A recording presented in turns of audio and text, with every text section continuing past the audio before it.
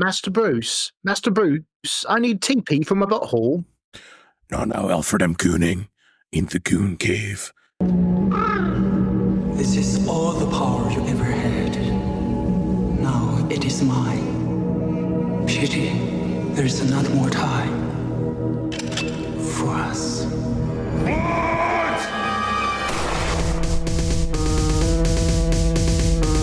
You tell him it's open season on all suckheads.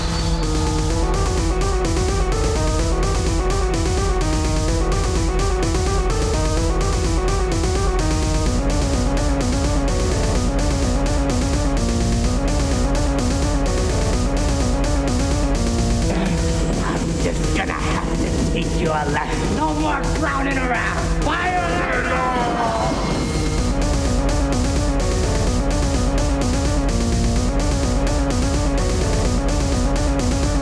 Is that gasoline I smell? No, man. No! Alfred, did you download the new episode of Edging with Trash and Monk? Oh my god. I'm breaking our covenant to stop doing this bit before people realize it wasn't funny. Yeah, you fucked up, Monk. We had 30 seconds to do a bit about how Beavis and Butthead, but Batman and Alfred. Well, it's better to have had the bit and have it not been funny than to have not had the bit at all. For me, at least. Yeah. For y'all, for the listeners, maybe not. Maybe you would prefer if we were funny, but sucks to be you, I guess. Make your own fucking podcast. Yeah. Bit not ventured, nothing gained. That's right. True. That's true. That's what they say. Nothing. I read that on Jordan Peterson's blog. I read that on Jordan Peterson's balls. Oh, speaking of which, though, speaking of Jordan Peterson's balls, so I was watching. I make a habit of watching Jeopardy most nights. Was he on it? I like watching Jeopardy with the folks. No, but there was an answer about him, and I about lost my mind. they called him a controversial a person, like a philosopher, self-help book writer kind of person. Yeah, it was about self-help writers. He is one, I guess. Technically, more like self-harm writers, but yeah. I mean, aren't they all? But like, yeah. But he's like, yeah, fucking, it's Jordan Peterson, controversial self-help writer from Canada. And I saw him and cracked up and said his name immediately because I know exactly who that devil is. Yeah. But please come on the podcast, Jordan. I don't know. I think that would be I don't even think that would be a funny episode to record. Yeah, I wouldn't. I mean, probably funny because like clowning on him could I feel like you could get him to really do some stupid shit if you clowned on him, right? Yeah. You know what I mean? Yeah. Maybe. We'll see. We'd have to paywall that one, I think. We would definitely have to paywall that one. Yeah, absolutely. Yeah, absolutely. So aside from thinking about Jordan Peterson, what have you been up to with your week, bro? I worked a bunch this week. Got a lot done. I got to work in heavy chemicals this week, so I got like I got to wear the cool like full body set to like. You got to wear the Bane mask. I got to wear the Bane mask and like a big rubber apron. It looked like I was like, like, see, you played Cyberpunk, right? Mm-hmm. Yeah. Dear listeners, you played Cyberpunk anyways. I hope so. So like the scavs, the people that like cut people up for their body parts and their mods.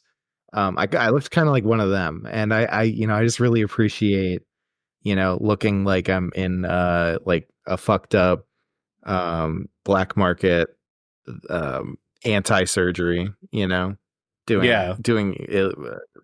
killing people. It is fun to imagine chopping up people into their constituent parts and selling them. Yeah, everyone does that, right? That was one part of playing Cyberpunk that I really enjoyed too, is that in Cyberpunk, the tabletop, I was playing with Monk and a few other people. And Monk's character was really funny. It was like the crow, but I was playing with Zotz, friend of the show, Zotz. Zotz was playing this character that was just basically like their whole character was getting drugs and taking drugs and making drugs, and they turned out to, so they were just like this fucked up, like having personality disorders flare up all the time person, which is like a big mechanic in the game. I don't know. That sounds darker than it, but anyways. So, but like being a med tech that like can cut people up and like take all their body parts out to like go and sell them or turn them or use them, and I just really appreciated that energy of being like, oh yeah, this is Zotz is going to end up creating a gang, and the gang is going to be called the Scavs, and they're going to exist in 2077, cutting people up. And I was really hoping that would end up happening, because having a character that's just gone fully fucked up, like fully on the verge of like total mental collapse at all times, and like pulling cyberware out of dead bodies, I love that. Yeah. I love that so much. I was like, this is gonna be so much fun to punish. Oh, God. It But does seem like the perfect kind of never got around to game it. for being like an asshole DM with the game still being fun, you know? Absolutely. Absolutely. And it really is, because you have to sign up for it. You have to be like, hey, this is a game about how the future sucks and is Yeah. going to kill you. Mhm. So, Yeah, and in D&D That's- being like that's an what you have to asshole, do. it's also like the mechanics are designed for that in a way that makes more sense in D&D. I don't know. I don't want to get into the tabletop RPG mechanics nerd podcast, because No. that's beyond the purview of this show. But it's a fun That's system. a separate podcast. Yeah. If you're into this, It is. if you're into this sort of nerd shit, you should maybe try it out. Yeah. Check What out have I done? Cyberpunk Red. Look at it. I've been up to, what have I been up to, Brian? Thank you for asking. What have you been up to? What have you been up to? I've been drinking this tall ass glass of rum and Coke, for one thing. Oh, wow. That's what I've been up to in the past 5 minutes. So we're gonna get another sauced mug episode. I'm liking it. Yeah, it's really ruining the podcast, I know. But I got this. I used the last of this. I don't know if you've ever seen this in store. Every time I see an off-brand cola with an appealing name and a can design, I just feel the need to buy it.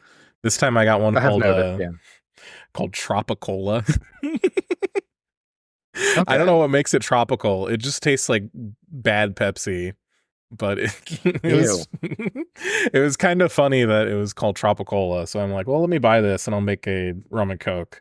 And I did make several rums and Cokes. Wait, so it's okay. So you got rum in your Tropicola. Yeah, so it's more of a name. I like the name. Like, yeah, the name made me want to imagine it was good.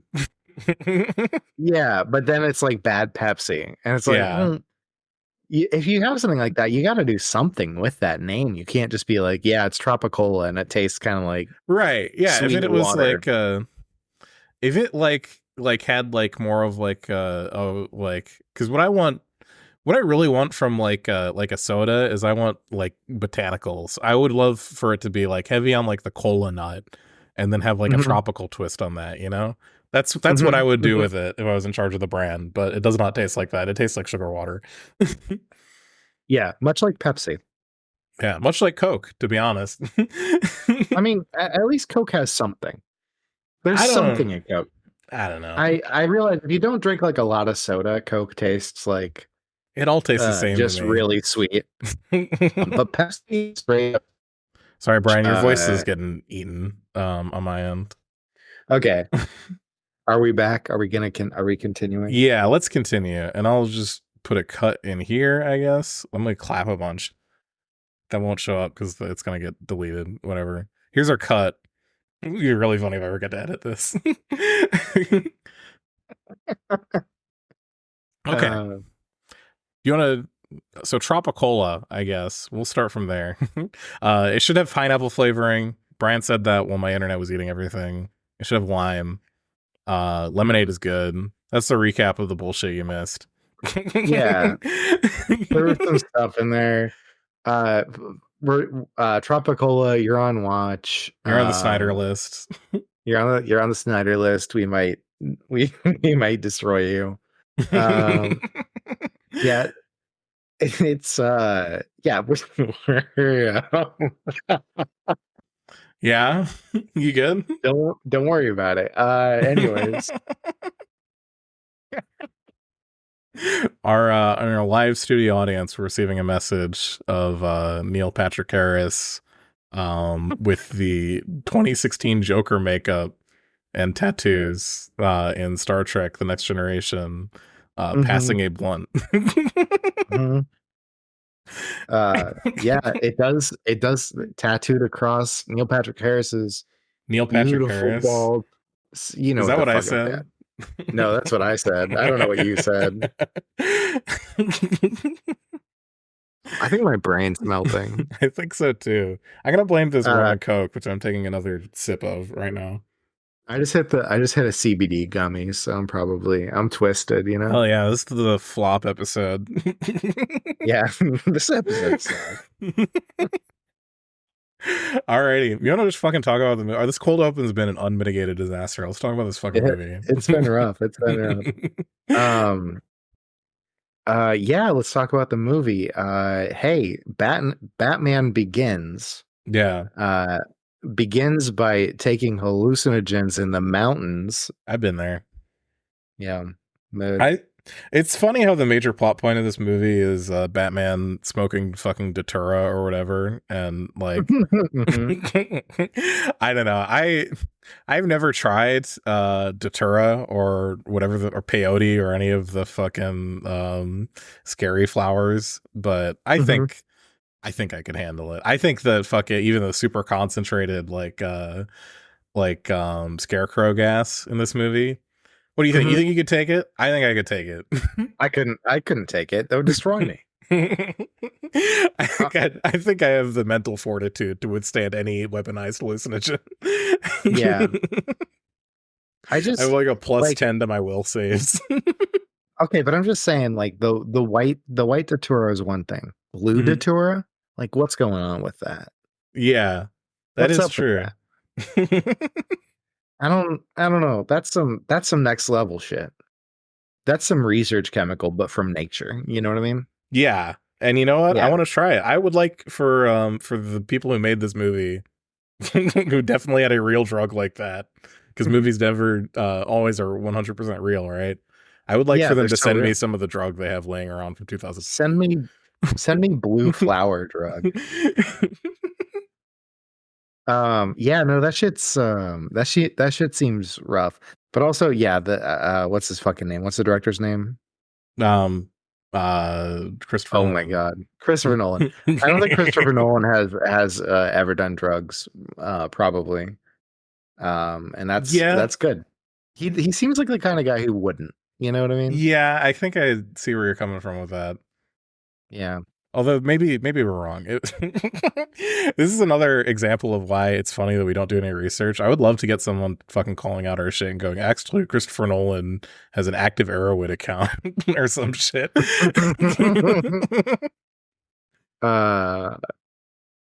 I'm doing it right now. So the actual r/Christopher Nolan, was Nolan high when he wrote Inception? I don't think so. That's the kind of movie that someone who has never done drugs thinks doing drugs is like. I think. Yeah, that's a movie that somebody who has never done drugs would think drugs are like when they're watching it too. I think so. Yeah. Yeah. So the actual movie, aside from all this drug shit. It starts basically in the middle of it. If only there was some sort of fancy term for that, right?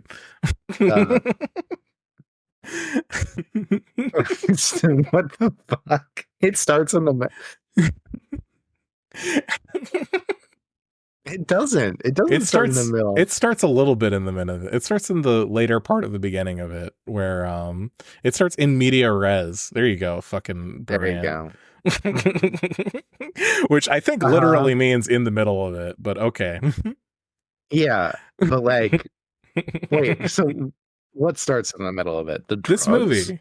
No, this movie film starts in the middle of it. It starts when he's a child. No, it doesn't start when he's a child. It starts when he's in the fucking prisons in China. Okay, that's true. It does do that. You're right. Brawl. Fucking, what do you mean? Is this me race you? No, you're right. You're right. You're right. So he's in the prisons in China. He's fucking wailing on some dudes. And we get this flashback that tells us all about, hey, Bruce Wayne, his parents died, and now he wants to be a Batman. You get to learn about Batman. We get to learn about Batman, and we get my favorite part of the movie.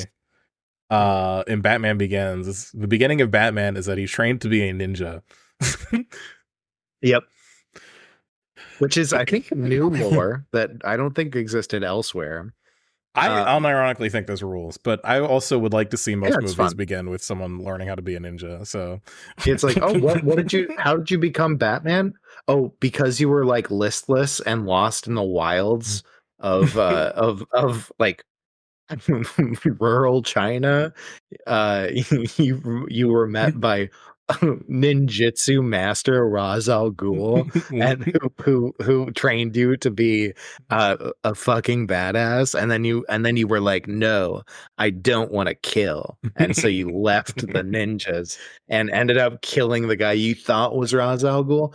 Turns out not Ra's al Ghul. Turns out Ra's al Ghul was Liam Neeson the whole time. Liam's Neeson, baby. It is kind of one of those twists that, like, I remember the first time I saw this movie, and it is kind of one of those twists that is given away by the fact that the person who, like, Ra's al Ghul is Liam Neeson, and you see like Liam Neeson at the beginning of the movie, and then he mysteriously fucks off, and it's like, okay, well, like, they're not going to hire Liam Neeson for that role, he's going to be in the movie more. Yeah. If you immerse yourself in the movie, you tend not to notice those things, but I have a hard time with doing that. There was the problem of when I watched it for the first time, I was like very young and unaware of Liam Neeson, basically. Yeah. And so I was just like, oh yeah, this is a cool movie. Who's this cool guy? This weird Scottish guy who keeps talking about his daughter who's lost. Yeah. Taken even. And no, he doesn't talk about Talia at all in this movie, actually. But well, we know about Talia because we have the gift of foresight from seeing 2 other movies. You have the gift of foresight. I haven't fucking seen. That's right. You haven't. You don't know. Fucking spoilers. There's another character. You don't know shit. But yeah, anyways, Liam Neeson is in the movie. And so if you knew who Liam Neeson was beforehand, you'd probably be like, oh wow, what a name. Yeah. This guy's gonna come back for sure. Ra's al Ghul would not just be this fucking no name character who's just like played by some random dude. No. Yeah. No, they have to get the British man to play the Ninja Master. Yeah. Of course. It's a misdirect. Hell yeah. But I mean, it is a misdirect, but it, legitimately. Yeah. And the movie, like, I don't know. I think that this intro part, the reason I wanted to bring up this intro part to begin with is like they do a good job of setting up things in the intro part of this movie that pay off, not just in this one, but even in later parts of the trilogy. And I don't think it was like to the level where, oh my God, there was a grand plan right from minute 1 of what all 3 movies would be like. But like the thing I'm thinking about specifically is like you can see parts of his costume are just the ninja tools, which is more explicitly like foreshadowed, right? Where like you learn, like they're explicitly telling him how to do ninja shit, and he applies that to be Batman. But then there's like details like his like little spike things on his bracers are from his time in ninja school, which I thought was cool. And even like, you remember that scene in the next movie? I'm gonna fucking talk about The Dark Knight just a little bit. Okay. You remember the scene in The Dark Knight where fucking he's chasing the Joker around, and the Joker is stealing valor by pretending to be a U.S. Armed Service member. Yeah, absolutely. That's like essentially like the same thing as like his final exam in ninja school in this movie, right? It's been a long time since I've seen The Dark Knight, but I saw that and I'm like, oh my god, this is like when he goes and he fights the Jonkler later on. That's interesting. You know, I think that's a good point, and also kind of plays into the whole like Joker is the dark shadow of Bruce Wayne. Yeah. Oh, sorry, I meant Batman. Fuck, I fucked oh, up. Spoilers. Spoilers. But that was stupid. Anyways, but it does play into that where like the Joker is supposed to be the dark shadow, a counter to Batman, and yeah, so it makes sense that would happen. Yeah, I haven't watched The Dark Knight in such a long time, and hadn't watched the Batman Begins. I haven't watched these movies in proximity to each other at all, so it's this is actually kind of helpful for me understanding the actual trilogy and how it works doing this. Yeah. I don't know. I want to go back to that after we've seen The Dark Knight, because it's also been fucking forever since I've seen these movies. So maybe I'm misremembering how similar they are, but it does seem similar based on my recollection of it, at least. I don't actually remember. I was nodding along, but I actually don't remember the Joker going and being a fake military man. Well, I remember it mostly because police officer. Oh, maybe a police officer. Yeah, he's got. They're all like holding rifles and they're in formation, like they are in his ninja school exam. You know? Yeah. True. And he's just in there. Yeah, and his fucked up face makeup. I remember because he's got. There's that one fucking Facebook post that went viral like 10 years ago where the guy is getting mad at someone sharing that picture from the movie, saying you're making fun of a disabled veteran when it's the Joker. It's from the movie. Monk, I'm so excited for you to see the Dark Knight Rises, because the thematic end of this is you're gonna lose your mind. I'm so excited. Yeah, I only know vaguely what happens in that movie. I do know about the porn parody that I think I show you, where the guy has the Bane mask on his cock. I might have seen that picture. Yeah, I can't remember. It's been a minute. But yeah, that's we'll discuss the porn parody later, I guess, when we get around to covering that. We'll go more in depth on that. What I wonder if they did one for Batman Begins. It was like Batman Becomes. Yeah, he puts the Scarecrow mask on his cock. Nice. Yeah, and it's actually like a meditation on like the duality between a man and his penis, and they're like, that's the dark side is his penis, is the Joker. Yeah. His penis is big scars down from the urethra. Like on the head of his cock.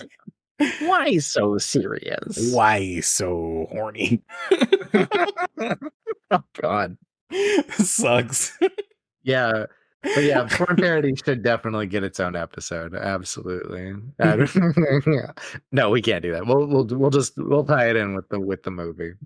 If we have to watch it, I'm down. I realize you may not want to watch it at the same time, and I understand that. But so yeah, that, like, I think the intro does a great job of setting up the rest of it. How much do we need to fucking summarize this movie? This is like a movie everyone's seen, right?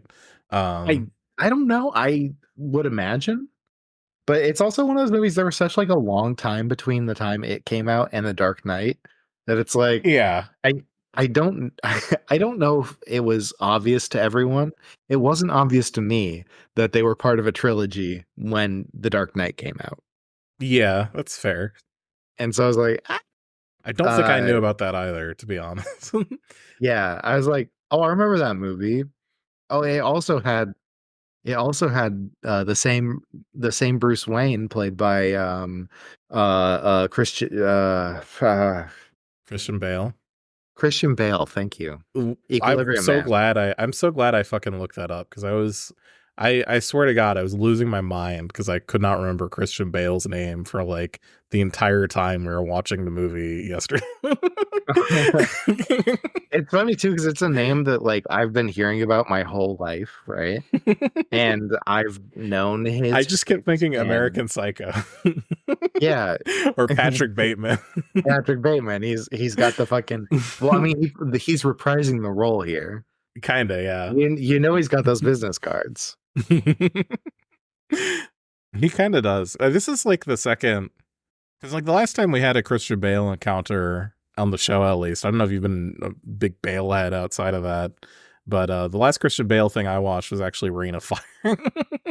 Yeah, Reign of Fire. He's great in Reign of Fire. He is great in Reign of Fire, but that's not him in the same way Patrick Bateman is. No.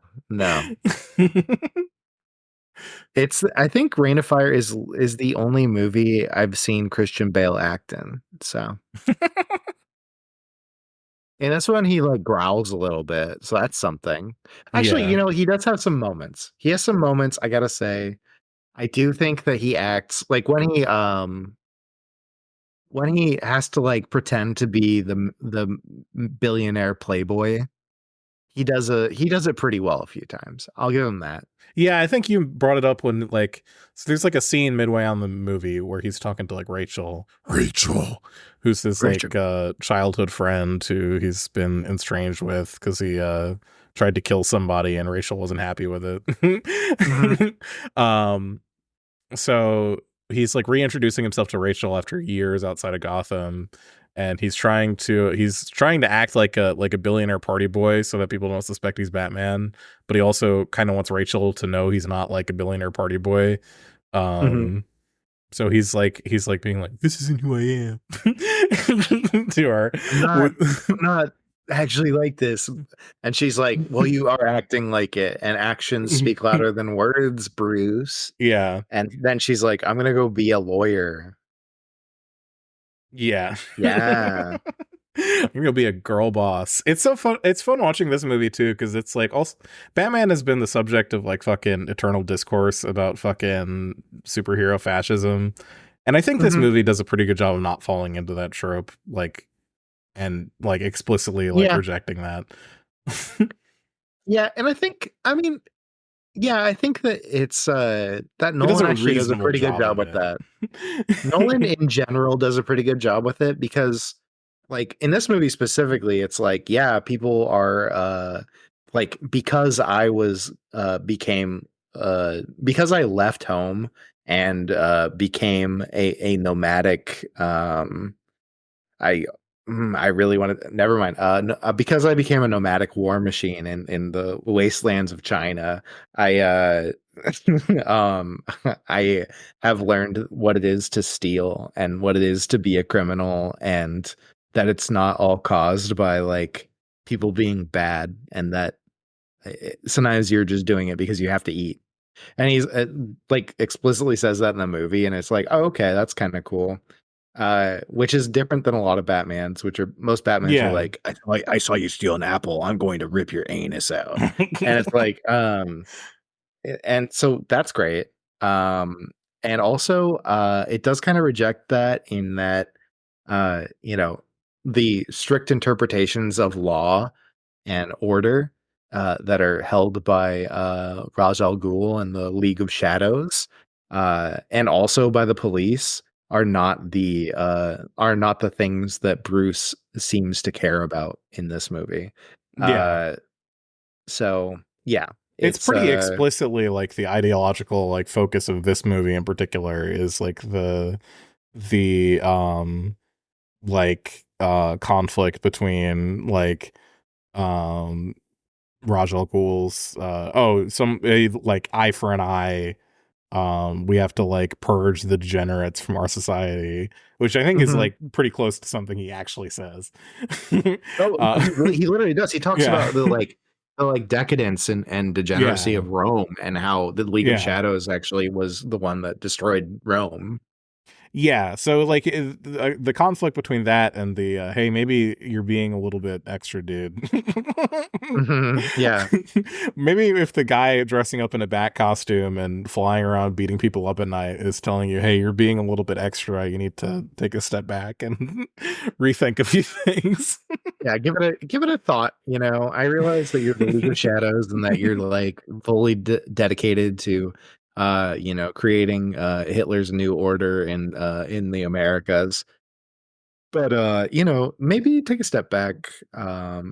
So it's funny because like, never mind. I was gonna make a dumb video game reference, and I don't think I want to. Fair enough. Yeah. But yeah, just the concept of the League of Shadows is so funny that it's like, yeah, there's a group of assassins that are going around and killing people, and it is in fact their prerogative to go ahead and maintain the balance of law and order, and to do that you have to collapse civilizations every once in a while. To like, it very much echoes that meme that goes around like, good times make weak men, weak men make bad times make strong men, blah blah blah blah blah. It very much is like that is the energy that the League of Shadows has. And Bruce Wayne and Batman are specifically against that. I feel like you really could read like an interesting ideological like you know, dissection of this movie, and that it's like, you know, you have the police officers who are dedicated to the law and order of the United States, right? And they're like trying to defend their ideological nexus there, while the League of Shadows is trying to defend like a sort of mystical idea of law and order. And then Batman's not really there about law and order, other than just like the law of like, hey, be good to people, right? And which is such a hippie Batman, but like but also, I don't know, probably one of the most enjoyable and friendly Batmans that there is. He still works with the cops and therefore will be first among the wall, but but you know. Yeah.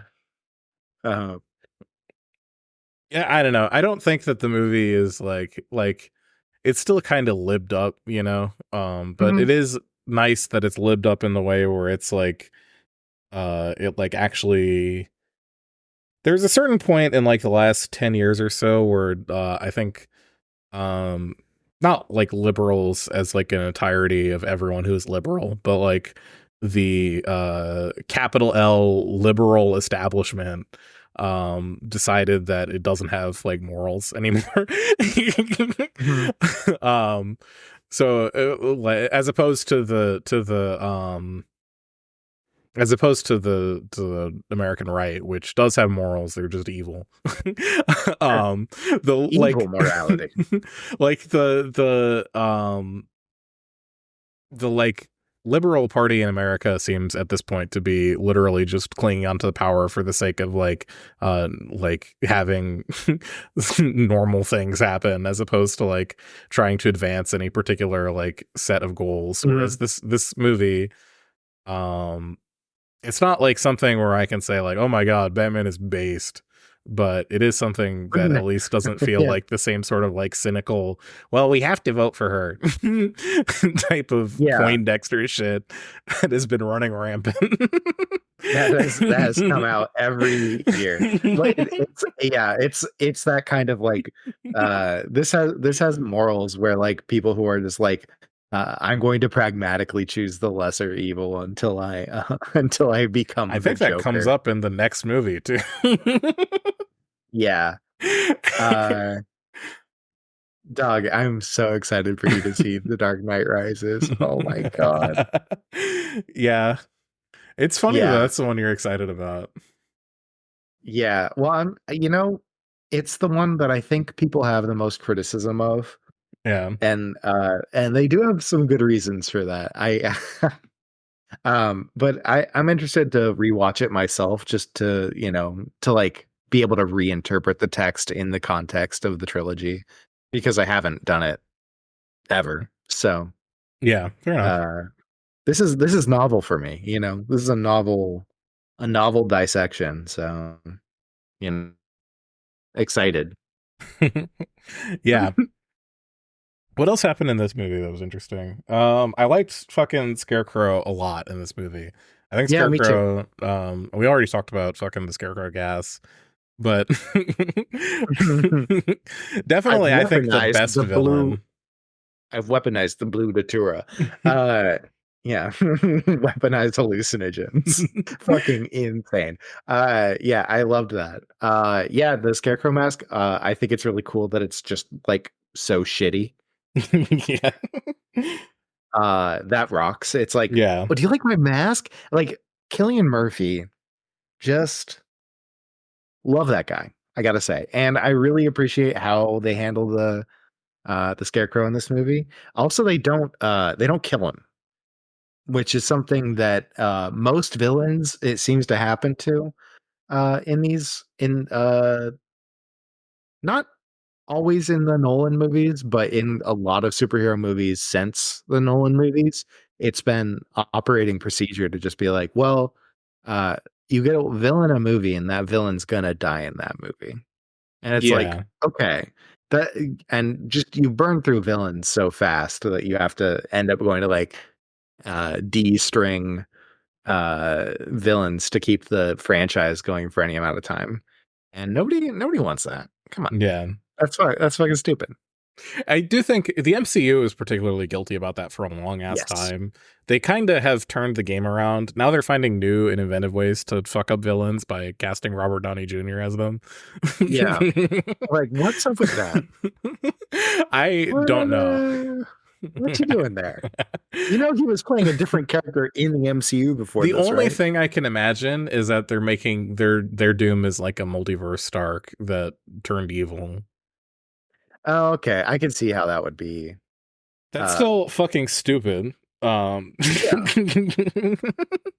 Yeah. But at least that makes a little bit of sense. Maybe they won't even do that. You know, maybe they just don't even give a shit.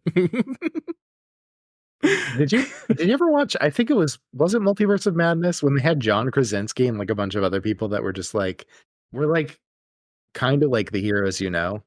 Multiverse of Madness was exactly when the exact movie I did not watch.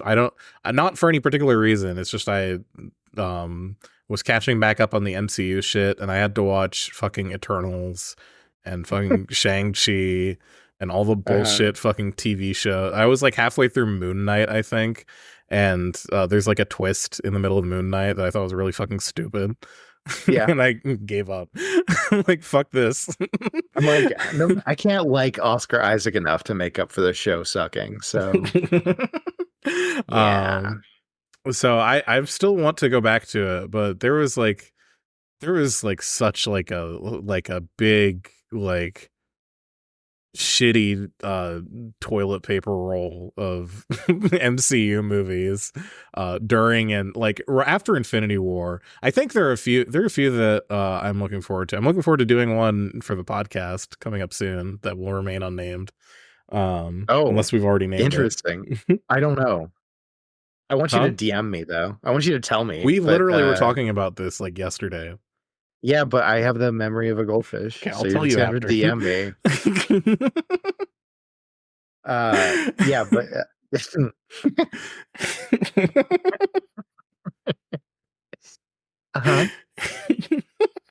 we've been talking about doing this for weeks. It's gonna like you'll tell me. I'll be like, oh, yeah. But anyway, that's exactly what's gonna happen. Anyway, I'll tell you after we. Yeah. Yeah. So like, I don't know. I don't even want to talk about the MCU anymore.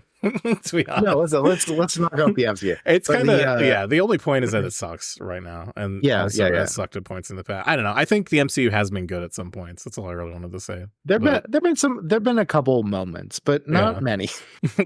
so you know, I do agree with you. Like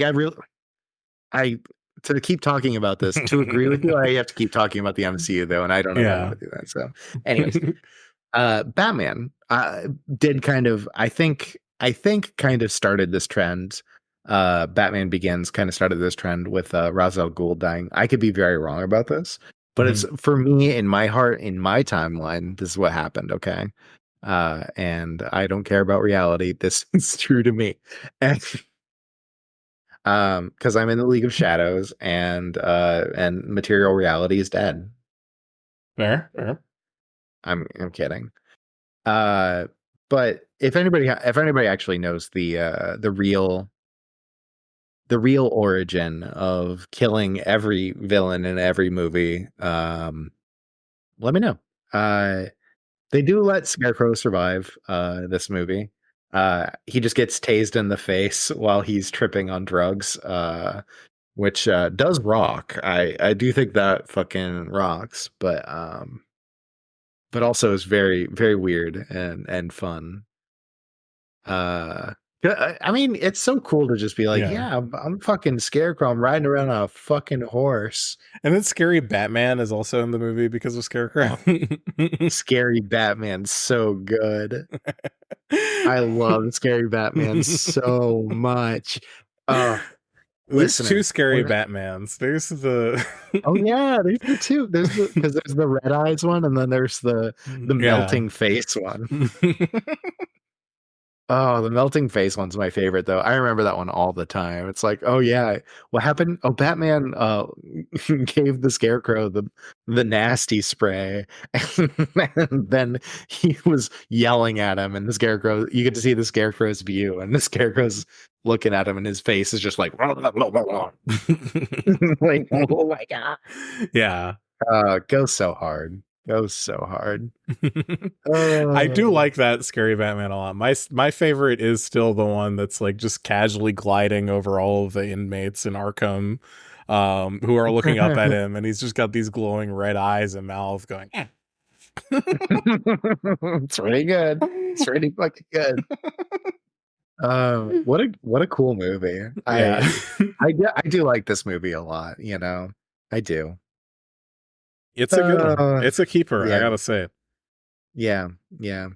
I'm excited. Dark Knight, I think, is also going to be a keeper. I'm excited for that one. But predictions are Dark Knight Rises is going to be disappointing to you. But we'll see. I don't know if it'll be disappointing because I don't have any particular expectations for it. I know a lot of people have said it's bad, which triggers my contrarian instinct to want to find a way that I can say, oh, this movie's good actually. Yeah. But I also think that there's a chance it might just be bad. So I don't know if disappointed. I'll be disappointed either way, to be honest. Yeah, it's I mean, maybe disappointed is the wrong word, but yeah. You might have some negative things to say about it, is what I mean. Yeah. Let's see. Is there anything else in this movie? I do like that the cover story for like what happens with the League of Shadows is that Bruce burned down his house after kicking out a bunch of people that were at his birthday party. He burns down his house when the League of Shadows actually burned down his house. Okay. It wasn't actually the rich playboy that burned down his own house. Yeah. Right? See, I was thinking, like, how the fuck are you going to get insurance money for that? You know? Because, like, he didn't burn down his thing. Yeah. How the fuck do you get, like, because Wayne Manor, that shit's expensive to rebuild, even if you're Bruce Wayne, you know? That's got to be hundreds of millions of dollars to rebuild that. And like the news is reporting, oh, you kicked everyone out of your house, and because that's what happened. Is fucking Ra's al Ghul towards the end of the movie confronts Bruce Wayne in his home, and while he's having his birthday party, and Bruce is like, these people aren't involved, and gets everyone out of the house by fucking acting like a drunken boor and insulting all of them. And then in the newspapers the next day, after fucking he fights the League of Shadows and they burn down his house, it says that, oh, Bruce Wayne was a drunken boor last night and burned down his own house. So like, how the fuck do you get any money out of the insurance? That's like the only good part of a house fire, dog. Is you get all your insurance money. Well, I think the idea, at least with Bruce Wayne, is that he's richer than God, so he can literally just buy everything. But like, I just was thinking about it the whole time. Yeah, it's like, man, couldn't you at least say it was like, I don't know, an electrical thing? Yeah, electrical thing. Like that's how you get the payout. Yeah. It's just an electrical thing. Instead of it being like literal gasoline all over the place, but it was gasoline all over the place. So it's like, well, yeah, what's he gonna do? I do like the reveal of Ra's al Ghul being still alive there though, because they have the other guy, the guy who died, is there, and he's like, hey, I'm I'm here, and you think I'm Ra's al Ghul. And then he's like, oh yeah, well fucking you should be dead. What are you doing here? And then Liam Neeson walks up and it's like, I'm Ra's al Ghul, bitch. And he's like, oh you shouldn't have had compassion for me, dumbass. Yeah, because fucking Batman saved his ass at the beginning of the movie. Yep. And how does he repay him? By fucking burning down his house. Yeah. There's a line about that too, where he's like, oh, we're even now. Yeah, he's like, you left me for dead. And it's like, he didn't leave him for dead. He actually took him to a house and was like, he's my friend and I want him to survive. So, just nurse him back to health. And they do, apparently. And then he's like, you left me for dead. You left me for dead. Yeah. And Freeze is like, no, you're my friend. But then I love but the train scene. I do love the train scene. The train scene is good. You gotta love a movie that emphasizes the importance of public transportation. Absolutely. And destroying it. God, they do so much damage to the city throughout the fucking movie. Yeah.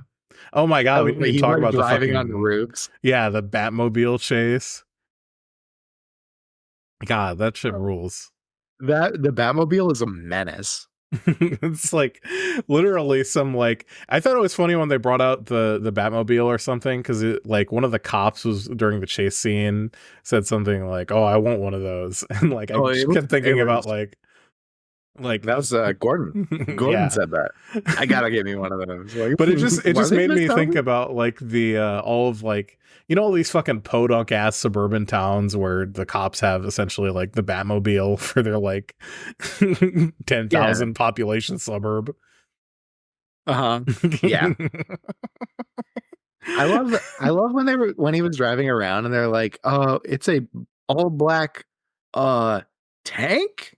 I was like, yeah, that's true. That's true. Oh God. And it's so funny, like cop cars are getting flipped over and you're just like led to believe that they're not like dying. Yeah. They're like, yeah, they're fine.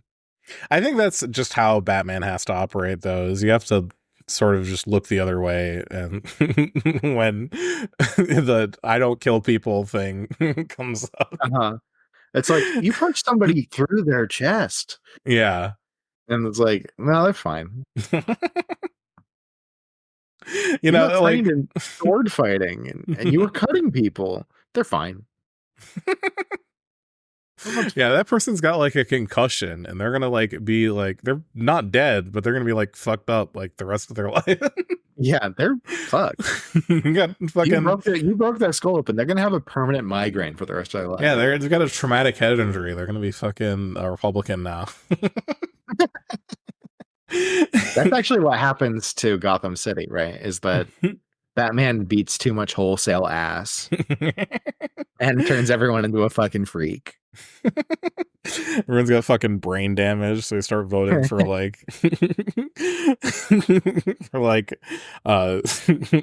Rudy Giuliani or whatever the fuck. I don't know. Yeah. You mean the Penguin? Yeah. Oh God. I would love to watch those movies too, honestly. I am down to watch literally every Batman movie if you are. Yeah, absolutely. I'm such a fan, frankly. I except for the one, the one. Oh. Well, we'll have to do that. Well, if we do them all, we do have to do that. That's true. Yeah. But It's anyway. just, yeah. All right. Any final thoughts about the movie, or are we feeling pretty good? Final thoughts. Yeah, I mean, I think that there was it's interesting how comic book movies have kind of changed over time. And I do think if we go back and we watch the older Batman movies, we'll see a lot more of this, where like when I think about early like comic book adaptations and like film, or especially Batman, right? Like the Adam West Batman or whatever. Oh my god. It's like the campiest bullshit on this earth. And you can see the camp sort of slowly erode away over time, with some occasional flare-ups, I guess. Yeah. But like, this movie is definitely on the exact opposite end of the spectrum from the West Batman. I don't know. It's interesting. If we're going to watch more of these, it's interesting charting that course. And I think that's sort of a similar course that like superhero movies in general have sort of charted over time, is away from being comic book movies and more towards being like, I guess comic books had the same sort of journey to them where they got more and more prestigious as time went on. You know, they got more Rob Liefeld with it. They put more pouches on them, and they drew their feet bad. Yeah. You know, people had their chests look like a fucking barrel. Yeah, I think what we should do, I think we should have a score that we rank movies on, for like comic book movies, like superhero movies specifically, called the Morometer. And the Morometer is a metric of, on a scale of 1 to 10, how much do you believe Alan Moore was correct about superheroes immediately after watching the movie? Okay. This one does not rank very high on the Morometer for me. You know, that's true. That's true. This one's pretty low on the Morometer scale. Probably like a 3 or a 4, I think. Yeah, like there's some moments, but for the most part, it's pretty you know, not fascisty, you know. So yeah, I think a 3 sounds pretty good, honestly. Yeah, let's do it. Yeah. Morometer score of a 3. We'll see if we remember to do this for any of the other movies. We might not. Yeah, who knows? Maybe. Yeah. Anything else you got to add, Brian? No. We got any emails or voice messages, or we do have some voiced mails. Let me go ahead and pull those up. I love voiced mails. We've got 2 voiced mails from long-time caller, first-time listener, Troggy Doggy. Here's voicemail number 1. We got a backlog because we recorded the last one early in the week. Hey, y'all. This is in response to the it says in the voicemail. Okay. It's Froggy Doggy. This might be a bit late for your next episode, but in regards to the Borderlands episode, there was a throwaway comment that screen actors shouldn't be voice actors. I disagree with that vehemently. I think you can look at pretty much any given, at the very least, like Studio Ghibli dubs or Golden Age animation for Disney, or some of the earlier DreamWorks films, you know, John Lithgow, Shrek, like Willem Dafoe and Finding Nemo, like, I guess that's Pixar technically, whatever. But there's plenty of good examples of screen actors that are also good voice actors. I think where I draw the line for Jack Black being all these people, or whoever else, doesn't really matter if it's Jack Black or Chris Pratt or whoever else, if there's already an established voice actor and that's so much of the character, taking him away, taking that voice away and replacing it with someone just for clout or celebrity status, that's where it's a major issue. If Mel Blanc didn't do Bugs Bunny in you know, Who Framed Roger Rabbit, much worse movie instantly, even though he's not even barely in the movie. But like, you get my point. Mm-hmm. That's all I wanted to say. That's my 2 cents. You know, have a good one. The second voicemail is short, so I'm going to shotgun blast him. Okay. We respond to both again. You people talking about how people need to go to re-education camps to watch movies, I bet you think RoboCop is political. Anyway, y'all have a nice weekend. Goodbye. Was that Talking Dog you said? That was. Oh, that was a good Hank Hill. That was nice. That was nice. So yeah, I don't remember exactly what I said because I forget everything I say in a podcast about 30 minutes after I hit stop recording. Oh, for sure, yeah. But I think that is sort of similar to, like, I don't necessarily think that screen actors shouldn't be voice actors, but that it's like a completely different set of skills. And a lot of people who are cast as voice actors who are coming from a screen actor background are not appreciative of the skills it takes to be a voice actor specifically. And you can even see the same thing in film. Like there's a big gap between like the silent film era and talkies, that led to a big transition of who, like, what the skills required for the job were and who was and was not skilled at those new skills of speaking powerfully versus like pantomime. And some people can definitely be skilled in both, but a lot of people either are not or do not care to develop that second set of skill set and are just cashing in a paycheck. Yeah. You mean Chris Pratt? Yeah. Well, Chris Pratt isn't a good actor either. Agreed. 100%. I think that's one of the important things to remember here is that, like, when we're talking about an actor, like, is the actor an actor? For real. I mean, I know it sounds mean or whatever, but like Chris Pratt doesn't act, right? He did once back on Parks and Rec when he played a goofy, lovable guy, which clearly an act. But but everything since then, he has been playing the same character, and that is a vacant-eyed white man. Who is just going around and doing stuff. I feel like there were a few times he couldn't help himself but act a little bit during Guardians of the Galaxy, mostly when there was music involved, because music can awaken the soul of the most sullen beast. But I do believe that Chris Pratt is very sullen, and horrid. But I just gotta say, like, of course there are exceptions, like Robin Williams, right? Robin Williams, great actor on screen, but also one of the greater voice actors out there. Like, really, a couple of roles that he was just really willing to throw himself into.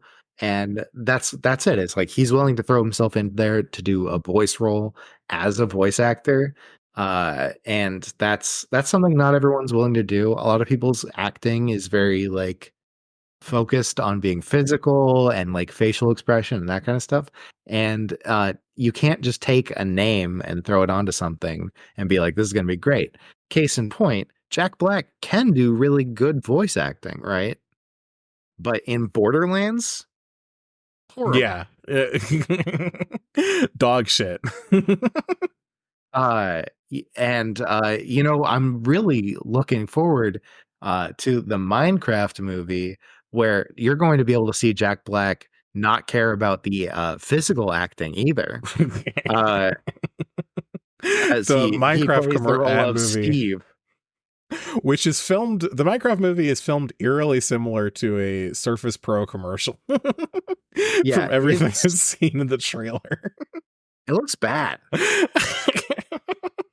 Also, that they're like leading joke. The leading joke they have to get you into the movie is Jack Black showing up on screen in a blue shirt and saying, "I'm Steve." And he hasn't like changed his appearance in any way. He has the same beard he has on every Instagram live or TikTok you see with Jack Black. Yeah. He's just Jack Black in a blue shirt. And he's like, "I'm Steve." And there's it's not like I'm Steve in a villager voice or anything like that. Just Jack Black. Yeah. Fucking no, it's gonna be bad. I can't imagine. I think it's gonna be bad too. Another point I wanted to make about that too is like the comment I think we were talking about mostly when we're talking about like screen actors replacing voice actors is also has to do with like there is a legitimate like prestige difference between the two of them. Yeah. And if like a lot of voice actors do spend like, and I think this is on the same page with what Chalky Dog is saying, will spend like years like working on a character and become like synonymous with that character to a certain extent, and then the producers still feel like they are replaceable because they don't have like the same amount of like star power from their specific name as anyone else. So they do not get the credit that for the role that they deserve. It's one of the things that I appreciated a lot about I didn't watch past season 1 of the Witcher TV show because I had I don't know, I just wasn't feeling it.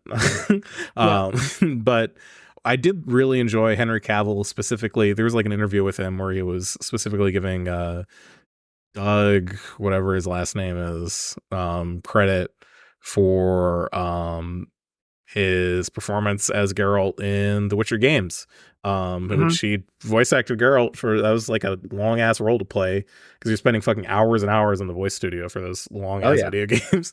And he even from The Witcher 1, which was made with a like the English localization of that, I'm sure was a fraught production because most of that game was. Gave a great performance in that, and followed up in the next 2 games. And Henry Cavill, because he's a fucking giant nerd, did something that I think I've never seen a screen actor do, which is actually like give credit to a voice actor for like, hey, you actually helped me establish like what this role should be like, you know? Yeah. And that's huge, frankly. I frankly am a big fan of Henry Cavill just generally. There's a few movies he's done that Argyle was bad. There's a few in particular I'm thinking of that I'm not looking forward to. Those even those he's great in, I think. I haven't seen him. Yeah, I think he's actually good in them, but just him. Just him. Everything else is bad. I believe that. You know, I would not want to see Ben Affleck either playing any roles. Yeah. Goddamn. But yeah, it's Henry Cavill is like, you know, seems like a very interested person in the art that he's doing.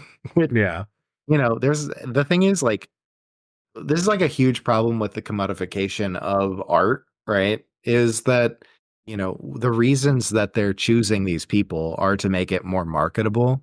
They're like, yeah, we need Jack Black because he's very recognizable. We need all these voices of people that are very recognizable in the movie, even if they're not going to be on screen, right? Just to be like, hey, we can put that name on it beforehand and get more people to come and watch and buy the movie. Meanwhile, you know, like the respect for like the art of being a voice actor is disrespected. And also the movies very often turn out worse because of it. And so it's you know, it's just like that ongoing problem of like, well, what can we sell versus what's going to be good? And you know, capitalism, baby, it's so bad. Let me check if we have any emails as well. I don't think we do. I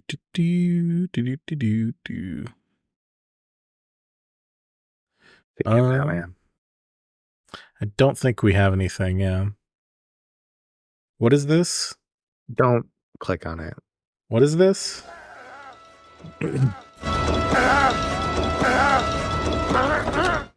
Laura Loomer's View at Mar-a-Lago. Featuring the penguin.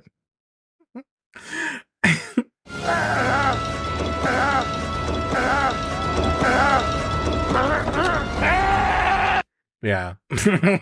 that's see, it's like, but here's the joke, everybody. Okay, the joke is that Donald Trump's like the penguin and he's fucking Laura. He totally is, isn't he? Oh yeah, when like I'm not sure, but like I'm kind of amazed that I'm pretty sure, someone would willingly have sex with. Okay, so I can't see either of them anybody willingly having sex with either of them. Yeah, because like they're both weird freaks, mm-hmm. and both of them look kind of like they've been through some sort of like farm equipment, some like taffy machine. Yeah, like there's something wrong with the way they look. Like they're taking like some sort of weird supplement only for like an exotic animal. Well, T's definitely been on the fucking Ozempic. I'm almost entirely positive. I wouldn't be shocked, kind of shocking that the guy doesn't have diabetes from hearing about his diet that he's had for his whole fucking life too. Honestly, but honestly, the Ozempic might be good for him. I'm just saying, beyond the Hollywood version of absolutely. of it, I don't actually have any sort of moral problem with Ozempic, the same way I don't have any moral problem with steroids. Like, you do you. Yeah, no, seriously, if you want to take Ozempic, please go ahead, but like also market forces, it's been a bit of a problem, but just leave some for the fucking diabetics, please.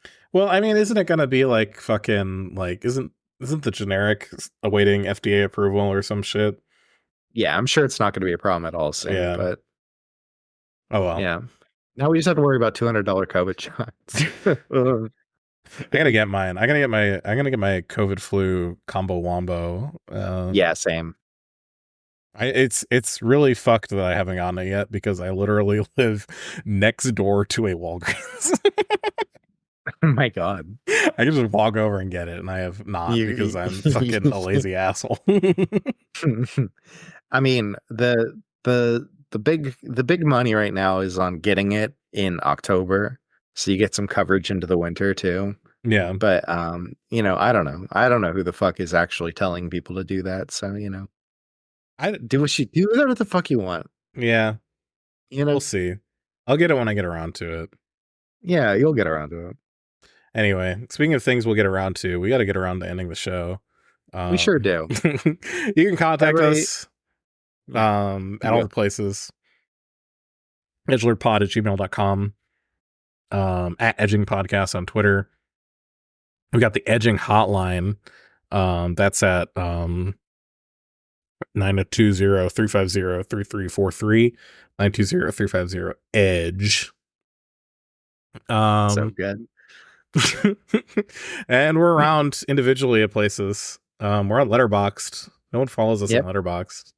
It's sad. Yeah, it is. we put a lot of effort into it. So you put a lot of effort in. I kind of stopped putting a lot of effort into it. Brian at one point was putting effort into Letterboxd. I was putting a lot of effort in. There's some like pretty long reviews on there from me, but yeah, I'm a little jokey with it now because that's what people want. If they're gonna look at a review, they're gonna look at something that's funny. So yeah, fucking that's what the podcast is for actually talking about things. Yeah, exactly. Anyway, until whenever the fuck the next one is, smell you later, I guess. Yeah, good luck, good night, and good luck.